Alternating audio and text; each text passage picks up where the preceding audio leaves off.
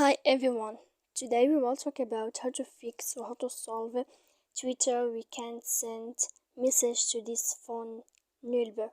To know how to fix or how to solve Twitter we can't send message to this phone nulber, you should just go to settings like this. You will click. After that, in this page you will go to apps, default apps, app settings. When you will see this list, you will go down to find the application of Snapchat and you will enter. Then in this page you will go to click force stop. When you will end this, you will enter to storage. After that, in this page you will click clear cache. Then you will go to click clear data. And after all that, when you will end this, you can turn off your phone. So please don't forget to support us by like and subscribe. See you next time in another video, and thank you for watching.